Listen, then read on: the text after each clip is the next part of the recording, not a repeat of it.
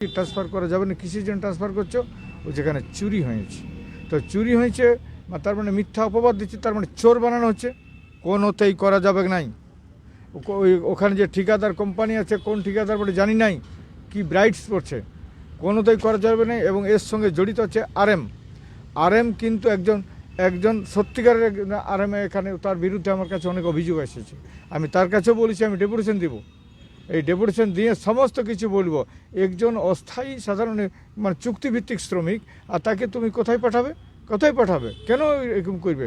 এই জন্য এখানে লেবার লজ আমি বলেছি ফলো করতে। আরএমকে আমরা জানানো সত্ত্বেও আজ আরএম ওই যে জাড়ে ঠিঁঠড়ে এরা কত কষ্ট করে ওখানে আছে। আমি চাইছি ওকে ইমিডিয়েট ফয়সলা করতে, এবং তার আগে এইভাবে যে করেছে ওকে জানার পরেও এখন পর্যন্ত কোনো ব্যবস্থা হয় না। তাই আমি বলবো যে আরএমের আমি শুনেছি আরও বিভিন্ন জায়গাতে বিভিন্ন মানে রিসোর্টে লাইটিং দেয়, লাইট সংযোগ দিচ্ছে কারণ, এবং সেখানে তাদের অশুভ আঁতার থাকে ঠিকাদারদের সঙ্গে। এইটা অবিলম্বে করতে, পুরুলিয়ার মতন জেলাতে এইগুলো অবিলম্বে বন্ধ করতে হবে। কেউ প্রতিবাদ না করলে আমি প্রতিবাদ